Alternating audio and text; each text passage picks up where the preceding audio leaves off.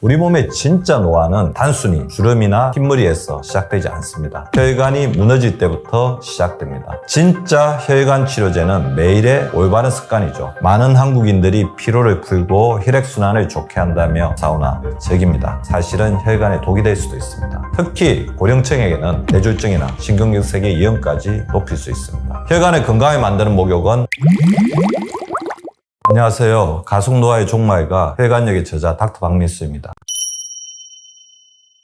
대한민국의 사망 원인 2위는 심뇌혈관 질환이며 그 연령대가 점점 더 낮아지고 있습니다. 그 이유는 혈관이 나이보다는 습관의 영향을 더 많이 받기 때문이죠. 빠른 식사, 잦은 외식, 단맛 위주의 식단은 혈당을 급격히 올리고 결국 혈관을 안쪽부터 녹슬게 만듭니다. 또한 스트레스는 혈관의 독이죠. 과도한 코티졸은 혈압을 높이고 혈관 내 염증을 키우며 점차 혈관을 딱딱하게 만들게 됩니다. 고령화가 문제가 아니라 정작 노화 속도가 빨라진 것이 진짜 문제입니다. 혈관 내 산화질소 생성 능력이 떨어지면 혈관은 탄성을 잃고 기능을 상실하게 됩니다. 특히 대동맥보다 더 중요한 것이 바로 모세혈관과 말초혈관입니다. 이 미세혈류가 무너지게 되면 산소와 영양소 전달이 차단되면서 전신이 노화되기 시작하는 것입니다. 나이 들수록 혈관은 점점 약해지는데요. 노화는 단순히 주름이나 흰머리에서 시작되지 않습니다. 우리 몸의 진짜 노화는 신진대사의 통로라고 할 수 있는 혈관이 무너질 때부터 시작됩니다. 혈관은 단순한 피해 통로가 아닙니다. 우리 몸의 에너지, 산소, 영양소, 호르몬, 면역 정보가 이동하는 대사 네트워크의 핵심 경로입니다. 하지만 고혈당, 만성 스트레스, 수면 부족, 염증성 식단은 혈관이 굳고 좁아지고 탄성을 잃게 만듭니다. 이는 곧 세포는 산소 부족에 시달리며 노폐물은 배출되지 않는 상태로 이어지게 되는 거죠. 가장 먼저 피해를 입는 곳은 미세혈관이 집중된 뇌와 심장입니다. 그래서 신진대사에 이상이 생기면 피로감, 심박불안증, 기억력 저하 같은 초기 노화 현상이 나타나기 시작하는 것입니다. 결국 혈관의 노화는 신진대사의 붕괴이자 전신 노화의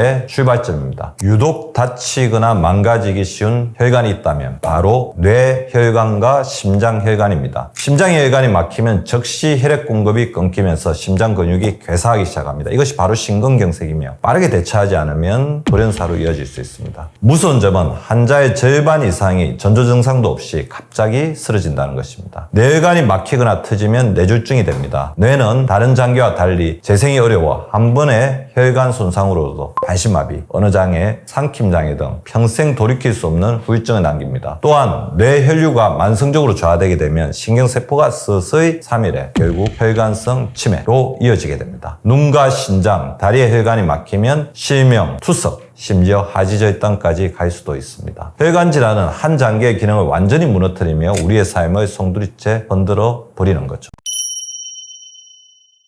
혈관 건강은 약 하나도 지킨다는 생각부터 버려야 합니다. 혈관은 하루하루 우리가 쌓아 올리고 있는 습관의 최종 결과물입니다. 약은 단지 증상만 가리는 임시방편일 뿐 혈관을 망치는 근본 원인을 제거하지는 못합니다. 진짜 혈관 치료제는 매일의 올바른 습관이죠. 매일 반복되는 폭식, 스트레스, 수면 부족은 혈관의 만성 염증 폭탄을 터뜨립니다. 단 1시간의 운동이 좋아도 나머지 23시간이 나쁘면 혈관은 결국 무너지게 되죠. 몸의 99%를 차지하는 미세혈관은 오직 생활 습관으로만 관리 가능합니다. 많은 한국인들이 피로를 풀고 혈액순환을 좋게 한다며 뜨겁고 긴 목욕을 즐깁니다. 하지만 이 습관이 사실은 혈관 건강을 망치는 최악의 행동이 될 수도 있다는 사실을 알고 계신지요? 여러분이 몸에 좋다고 알고 있던 그 습관이 혈관을 얼마나 빨리 넓게 만드는지 지금부터 제가 짚어드리겠습니다. 혈관 건강에 좋다고 그리고 건강하다고 믿고 있는 사우나, 사실은 혈관에 독이 될 수도 있습니다. 뜨거운 사우나에 들어가게 되면 순간적으로 혈관이 팽창했다가 급격히 수축하면서 혈압과 맥박이 치솟게 되는데요. 이 과정에서 혈관 내벽은 눈에 보이지 않게 찢어지고 염증이 발생하게 됩니다. 혈관 탄력이 급격히 떨어지고 결국 혈관 노화가 빠르게 진행되는 거죠. 혈관 건강을 위해서는 강한 자극보다는 부드럽고 적당한 온도의 목욕이 훨씬 안전합니다. 사우나 문을 열기 전 이 사실을 반드시 기억하십시오. 가지죠. 첫 번째, 뜨거운 물에서 오래 목욕하기입니다. 뜨거운 물에 오래 있으면 혈관이 과도하게 팽창하며 혈압이 급격히 떨어졌다가 갑자기 상승하게 됩니다. 이러한 반복된 혈압 변화는 혈관 내벽을 손상시켜 염증을 일으키고 결국 혈관 탄성을 감소시킵니다. 결과적으로 심내혈관 질환의 위험이 높아지고 혈관이 빠르게 노화되는 거죠. 특히 중장년층에게는 돌연사의 위험을 키울 수도 있는 위험한 행동입니다. 두 번째, 찬물, 뜨거운 물 번갈아 샤워하기가 있습니다. 급격한 온도 변화는 혈관에 극심한 스트레스를 줘 혈압과 맥박을 불안정하게 만듭니다. 혈관이 급속히 수축과 팽창을 반복하면서 혈관벽에 미세 손상이 발생하는 거죠. 장기적으로 동맥경화와 심장병 위험을 높이는 습관이 될 수 있습니다. 세 번째, 식후 바로 목욕하기도 위험하죠. 식사 직후 혈류는 위장관으로 집중돼 소화를 돕게 되는데요. 이때 목욕을 하면 혈류가 급격히 분산됩니다. 위장관과 뇌 혈류가 부족해져 소화불량, 어지러움, 저혈압을 유발할 수 있죠. 네 번째, 겨울철 차가운 욕실에서 바로 뜨거운 물 샤워하기도 위험할 수 있어요. 추운 욕실에서 갑자기 뜨거운 물로 씻으면 혈관이 급격히 팽창하여 혈압이 순간적으로 급상승하게 됩니다. 급격한 혈압 변화는 혈관 내벽 손상과 미세한 출혈을 일으킬 위험이 있습니다. 이러한 행동이 자주 반복되면 혈관 탄력은 저하되고 동맥경화 속도가 빨라지게 됩니다. 특히 고령층에게는 뇌졸중이나 신경경색의 위험까지 높일 수 있습니다. 다섯 번째, 의외로 많이 하고 있는 행동이죠. 목욕 중 갑자기 일어난 행동도 매우 위험할 수 있습니다. 탕에서 갑자기 일어나게 되면 머리 쪽 혈류가 순간적으로 부족해지며 기립성 저혈압이 발생합니다. 이는 뇌로 가는 혈액 공급이 일시적으로 중단되어 현기증이나 실시로 이어질 수도 있죠. 이로 인해 낙상사고나 골절, 심하면 뇌출혈까지도 이어질 수가 있는 것입니다. 특히 혈관 탄력이 약한 분들에게 치명적인 사고를 유발할 수 있습니다. 일단 목욕 온도가 중요합니다. 이 온도가 혈관의 급격한 확장과 수축을 방지해 혈관 내벽의 손상을 최소화하기 때문입니다.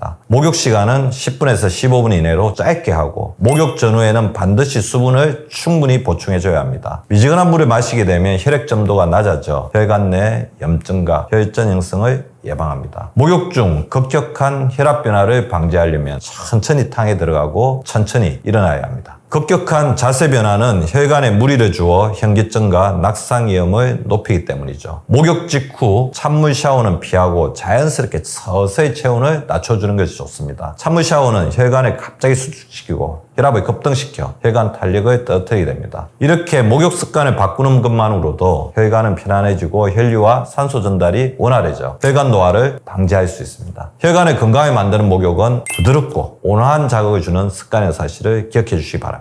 목욕 습관뿐 아니라 우리가 무심코 하는 일상 속 습관들도 혈관을 빠르게 넓게 만듭니다. 미세먼지를 방치하는 습관도 위험할 수가 있어요. 미세먼지는 폐뿐만 아니라 혈관 속으로 침투하여 혈관 내피세포에 직접적인 염증 반응을 일으키는데요. 이는 혈관 내 산화 스트레스와 염증성 사이토카인을 증가시키고 내피세포를 손상시켜 혈관벽이 딱딱해지게 만듭니다. 또한 미세먼지에 지속적으로 노출되게 되면 혈관 내 혈전 형성이 촉진되며 혈류장애와 조직 산소 공급 부족이 초래됩니다. 결과적으로 혈관 질환 위험이 높아지고 뇌졸중, 신경경색과 같은 심각한 혈관 사고를 유발할 수 있는 거죠. 미세먼지는 혈관을 서서히 병들게 하는 보이지 않은 독소입니다.